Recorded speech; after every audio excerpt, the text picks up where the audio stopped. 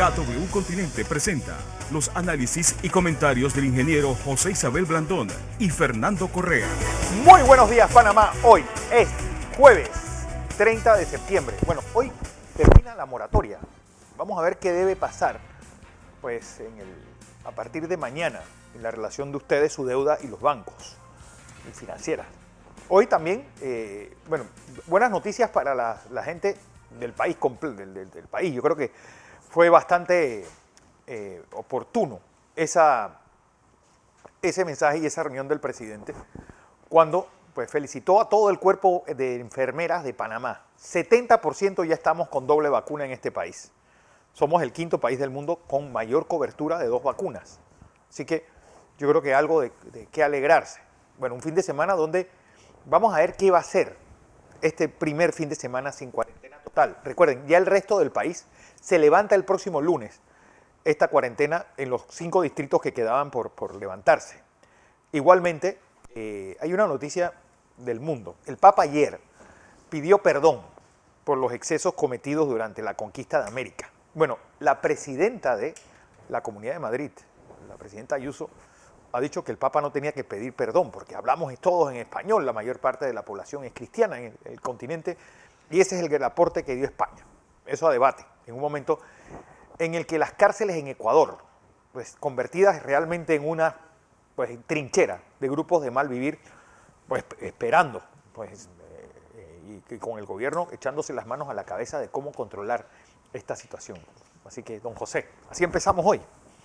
Buenos días, Oiga, con un Barça haciendo crisis, pero profunda. 6 goles en contra, 0 a favor. Y ayer contra el Benfica fue realmente una pesadilla. Pero ¿con qué gana lo dice usted? Con qué alegría también. Buenos días, Fernando. Buenos días a toda nuestra audiencia que nos sigue en KW Continente Radio y en Next TV, Canal 21. Nosotros les informamos, usted decide. Oiga, hay muchas cosas que contarle, pero voy a comenzar por algo que a mí me llamó poderosamente la atención en sentido positivo, en un mundo caracterizado por el individualismo, sobre todo en los que se creen vedette. La canciller Angela Merkel tomó el teléfono y adivine a quién llamó. A Olaf Kohl y lo felicitó. Ya como victoria. Lo felicitó por su victoria en las elecciones a llevar al Partido Socialdemócrata, contrario al partido de la señora canciller Merkel, que perdió la democracia cristiana, social cristiano. Y lo felicitó. En lo que constituye prácticamente un golpe mortal para su candidato perdedor, Laschet, que todavía no se da cuenta que perdió. O sea, los partidos que ganaron en ese proceso electoral fueron la socialdemocracia, los verdes y una fracción liberal. Bueno, un poco lo que me recordó esa situación al ocurrido cuando Obama, pues, el Partido Demócrata pierde la presidencia. Yo creo que no merecía perder, y menos contra el personaje con el que perdió. Es decir, yo creo que Merkel, ¿cómo alguien puede salir con el 80% de popularidad y su partido no repetir? Pero ella pudo dejarse arrastrar por el copartidario y ella lo que hizo fue levantarse como una buena estadista que es y dijo, él tomar el teléfono y felicitar al que ganó. Y felicitar al que ganó. Eso no es usual. Miren lo que hizo el presidente. Yo creo que ella quería diferenciarse mucho de Trump, que negó que había perdido cuando en realidad sí, había perdido magistralmente. Una cantidad de votos populares y votos electorales. Votos electorales, todo. ¿No? Bueno, la señora Merkel me sorprendió positivamente. Eso es lo que hace una estadista. Y recuerde que fue su vicecanciller y sigue siendo junto con ella los gobiernos de ahora. Ahora es el líder de la oposición alemana. Claro, y ella lo hizo con 16 años, sale con tal nivel de popularidad y de prestigio. En sus buenas y en sus altas llevó a Alemania a Europa. Perdón, a Alemania y Europa. A Europa, yo creo que a Europa. No hay que... Y renació, hizo renacer. Porque no olvidemos que ella toma Alemania o toma la batuta europea en un momento unipolar, donde Estados Unidos era el líder indiscutible, el mundial.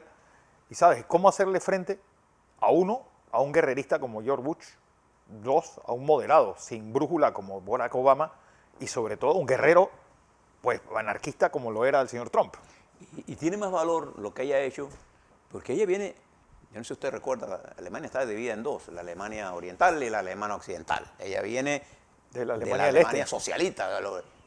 Y ella viene de la Alemania No, y además que una mujer científica federal, que- de la que era, pues ya hay una sola que Alemania. viene de la Alemania del Este, siendo protestante y se convierte en líder de la democracia cristiana, que es un partido católico.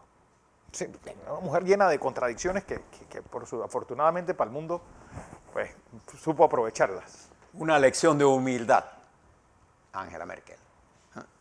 Bien, ahora le voy a pasar a otro extremo altamente desagradable, pero noticia que ha conmovido al mundo. Lo que pasó en Guayaquil, en la cárcel número 1, en donde las pandillas se han enfrentado en una de las masacres más brutales que usted se puede imaginar. No solamente la cantidad de muertos, hubo 116 muertos, por lo menos la información que nos dio anoche el presidente Guillermo Lasso en una conferencia de prensa, nos dio, porque es una conferencia televisada para el mundo, y hubo 80 heridos graves.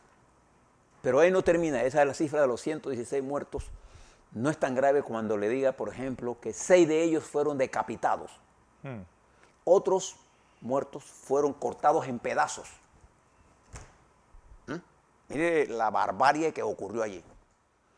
Y otros fueron severamente mutilados en la cara. Por eso el presidente Lasso llamó y se están reuniendo a los familiares a partir de ayer y hoy para explicarles y tener psicólogos, porque esto es duro. De ver cómo le entregan un cadáver descuartizado, es la palabra. Por más errores que tú hayas cometido en tu vida, no mereces morir de esa forma. Entonces, esto ha sido una crisis de la más profunda, porque ha habido, y fíjese que hubo muertos por bala, por granada. ¿Cómo se imagina usted que en una cárcel hay tantas armas, granadas, cuchillos? Amén de las comunicaciones que ellos se dan. Entonces esto ha estremecido al mundo, a punto que obligó al presidente a dar una conferencia de prensa. Y ahí la cárcel todavía no, hasta anoche, muy tarde en la noche, no había control de esa cárcel. No sé si ahora en la mañana ya lograron el control de esa cárcel. Es una tragedia descomunal. ¿Usted recuerda un caso como ese, de esa magnitud? En Honduras, en Centroamérica. Pero los Y en asesinatos Venezuela. más limpios. Sí. No, en Honduras una vez lo que pasó fue que estaban jugando fútbol con la cabeza de un policía. Los policías los encerraron y los quemaron a los presos que estaban jugando fútbol con eso. Es decir, bestialidades Acá los así. descuartizaron. Mire la barbarie que ocurre allí. Ahí no hay ninguna resocialización de nada. En el plano aquí local e internacional de nuestro continente, el presidente Biden enfrenta hoy uno de sus días más complejos.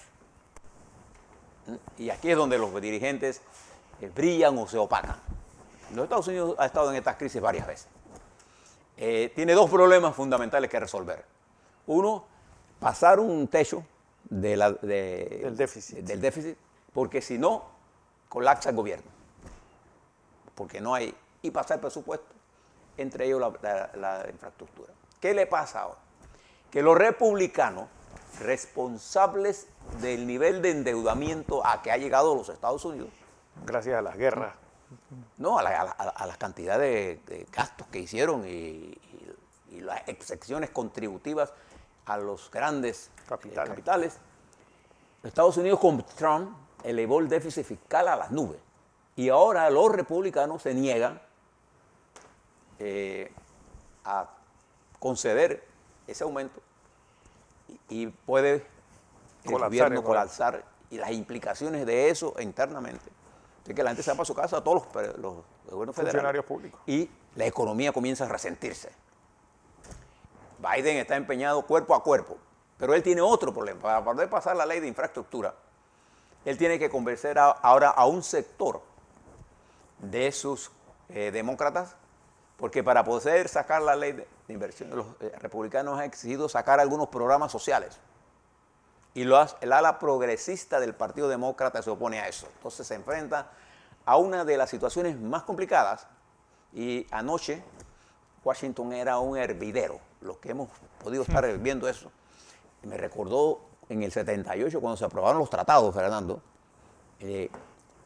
ahí aprendimos nosotros cómo es que se hace la cuenta. ¿Cómo se hace la cuenta? Porque La los cuenta de tratados la tenían abuela. que pasar con 2/3 y entonces era voto a voto, hombre a hombre. Voto a voto se construyó ese consenso.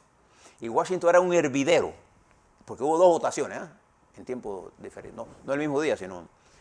Y la última votación para nosotros era crucial, que incluía las reformas que anulaba la contrarreforma que metió aquel Concini. famoso y oscuro legislador de Arizona, de Concini. De Concini. Entonces, un día el senador D'Amato de Nueva York me explicaba que tú tienes que aprender cómo se mueve Washington. Washington aquí es hombre a hombre, porque todos, decía él, todos somos primadonas. Se incluía él mismo. Hombre. Y decía, esto es un problema aritmético. ¿Por qué fue tan fácil entonces en la Cámara Baja? ¿O no hubo que pasar por el Congreso? Tiene que pasar todavía.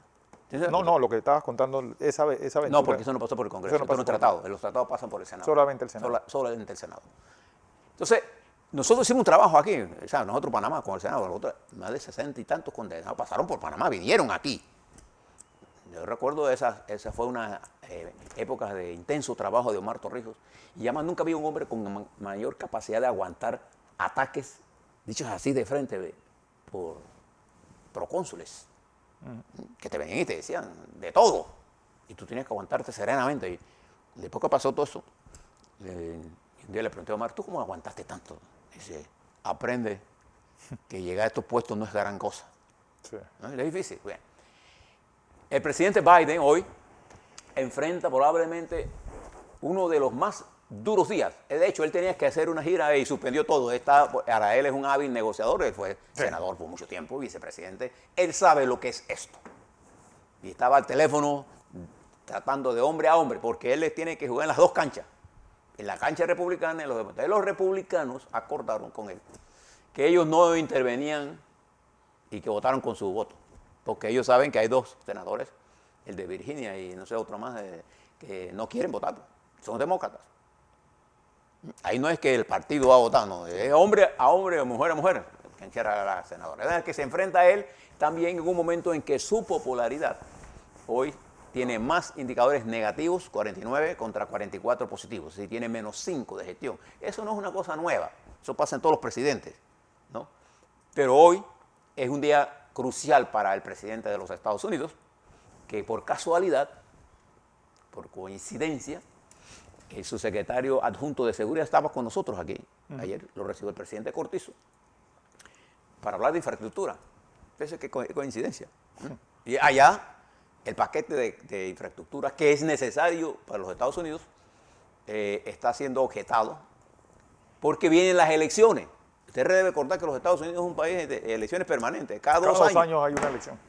Entonces, todo el mundo está pensando, ahora, los republicanos juegan un juego difícil porque falta ver cómo lo interpretan los electores esta irresponsabilidad.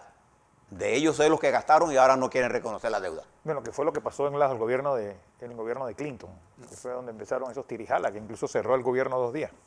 Tenga esta noticia siempre en la mente, porque simultáneo a esto, se está dando un problema en la República Popular China, que coinciden simultáneamente crisis importantes. La crisis del incremento de los costos. La crisis energética. Y los fletes. La crisis de los fletes. Yo no sé si ustedes están claros en que los fletes, por ejemplo, le doy un ejemplo, si los fletes costaban $5,000, hoy cuestan $20,000. 4 veces más. Todo lo que son en Panamá, y nosotros somos especialistas en Panamá en importar y saber lo que cuesta el flete por contenedor, se ha elevado a 4 veces más. Pero el problema es que ahora no hay contenedores. Entonces hay otro elemento que se complica la entrega. Entonces hay una escasez. China enfrenta ahora mismo una escasez de energía eléctrica, hay apagones programados y además de esto enfrenta la COVID en áreas. Hay un atraso en los grandes puertos de China. Recuerda que China es una extraordinaria productora. Y entonces, esa combinación ha hecho falta de disponibilidad de, por ejemplo, en Gran Bretaña, no hay pintura. No. Se acabó la pintura. Cosas como esa, sin hablar de alimentos. Y se ha producido un incremento en el costo de los alimentos a nivel global de 33%. Miren lo que está ocurriendo en el mundo y nosotros debemos saber enfrentar esto, Fernando, con el entendimiento de lo que está ocurriendo. ¿Qué le parece eso? Estaremos conscientes de eso. Debemos, si no estamos conscientes, nosotros estamos informando para que usted esté consciente de lo que está ocurriendo. Por otro lado, mire la situación que se está dando en Perú. Y es importante que la estudiemos, ahora que está nueva, porque la última encuesta de Ipsos que se realizó hace un par de días demuestra que el 61% de los peruanos considera que el presidente Pedro Castillo no es apto para ser presidente. Ahora se dan cuenta. No. Bueno, pero piense. Y usted mira bien lo que está pasando en la dinámica política del Perú. Entenderá que Castillo es un outsider del sistema de gobierno. O sea, él no es un político. Él viene de ser Dirigente magisterial. dirigente magisterial por un periodo de 8 meses. No conoce la estructura de mando en Lima y se ha aislado en Lima. Cuando se desglosa el apoyo, usted encuentra que él en las otras zonas, en los otros Perú, sigue teniendo un apoyo extraordinario. Pero está atrapado entre la lucha interna de este partido, que lo está llevando a la inmovilidad y lo está aislando de la base política electoral que lo llevó al poder. Y como consecuencia se está produciendo un vacío de poder. Eso cuando usted piensa en la gente de que, bueno, los outsiders, los nuevos. Porque en el mundo actual, para poder entender esta compleja situación, Fernando, se requiere un nivel de inteligencia, se requiere un nivel de conocimiento, un nivel de experiencia. Y él no la tiene. Que yo siempre me remito, y últimamente he estado revisando lo que es la historia de Roma. Y yo creo que nosotros debemos recordar a un personaje que se llama Silas. Él es quien acaba con la República Romana, permite al César entrar, y Silas no tiene otra función en la historia que esa, destruir el sistema. Y ahora pareciera que estamos produciendo Silas pues a puñados, gente que nada más tiene como único fin destruir el sistema y entrar al sistema para acabarlo. Así que ojo con esos personajes tipo Silas, que cada vez que veo a estos outsiders llegando me trae a la mente este personaje que al final termina retirándose a vivir de sus orgías y de otras cosas. Y esta situación de Perú, que se está profundizando, no tanto por el temor a que le den un golpe de Estado o que saquen al presidente, sino por la inmovilidad en que está cayendo el país frente al momento más crítico. Y ya la gente de su propio partido comienzan a decir... Bueno, ya le están diciendo que él inscriba un partido. Sí. Entonces, todas estas cosas, y la gente de su propio partido, que no son su partido, porque ese partido Es un no es de él. movimiento. Sí, eso Ni siquiera él es miembro del partido. Están llevándola a la inmovilidad. Y lo que se va a producir es un traslado. Por eso es que él no quería llegar al palacio. ¿Se acuerda que al principio él no quería ir? Bueno, lo pusieron ahí y lo han aislado. ¿Qué va a pasar en Perú? No sabemos. Lo que sí sabemos es que el país se encuentra enfrascado en una especie de no mando. En unas luchas intestinas que además con una élite política con un gran poder mediático. Y ese poder mediático que controla los periódicos y las redes sociales lo asfixian al presidente y asfixian al Perú. ¿Le suena la historia? Claro. Y usted lo mira al verso, hace unos años, aquellos que hablaban de que caiga el que caiga en Perú, motivaron la caída Del sistema. del sistema. Es como si hubiera un apagón, ¡pum! Deja el Perú tranquilo. Y si usted mira ahora el otro extremo de nosotros, que es Haití, en Haití el deterioro no se compara con Perú, porque Perú tiene una economía funcional, tiene... No es un estado fallido. No tampoco. compare una cosa con la otra. Perú está en una coyuntura en la que la curva de aprendizaje del presidente tiene que ser más rápida. Acá en Haití lo que hay una curva de aprendizaje de hacerlo todo mal. Si usted quiere saber lo que pasa en el mundo mal, y mire la historia de Haití, es un compendio de lo que no se debe hacer. Perú no hay presidente. En Haití. No, pero en Haití no hay Corte Suprema. El Parlamento nada más tiene 9 diputados, porque los senadores, porque los demás fueron eliminados. Bueno, no hay infraestructura, no hay No hay calles, nada, no hay hospitales, no hay plan, no hay escuelas. nada. Ahí las bandas han tomado el país. ¿Y está produciendo qué cosa Perú? Haití. Migrantes, desesperados. Mire los problemas que nosotros estamos generando. Y si usted ve ahora los países en lista, usted ve la situación de Colombia, una situación para seguirla, y nosotros que somos frontera de ellos.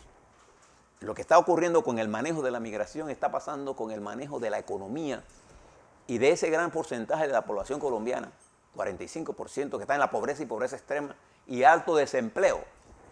Y todavía la élite de Bogotá y las ciudades más importantes no se han enterado del problema. Y la culpa la tiene Maduro. Y además está recibiendo una alta oleada migratoria de venezolanos a Colombia. Y son el paso de la migración haitiana. Entonces, ¿qué hacen ellos? Mándale eso a los panameños. Ya, ¿qué problema? Mire lo que nosotros tenemos que analizar y pensar. Y mirarnos en ese espejo. Y si usted mira ahora la economía en su conjunto, mire lo que está ocurriendo. No sé, usted lo debe haber notado ya. Cada vez que usted le va a echar gasolina a su carro, ¿qué está viendo usted? Aumentó. El costo. Espérate, no, José. Y si usted quiere asombrarse, compre un tanque de 100 libras de gas. No, eso ha está... subido $17 en un mes. Entonces, ayer el presidente de la Junta Federal de Bancos de Estados Unidos reconocía que la inflación crece más rápido de lo que él esperaba. Y la inflación significa una reducción neta de su salario o de su ingreso. Eso es lo que hay en la práctica.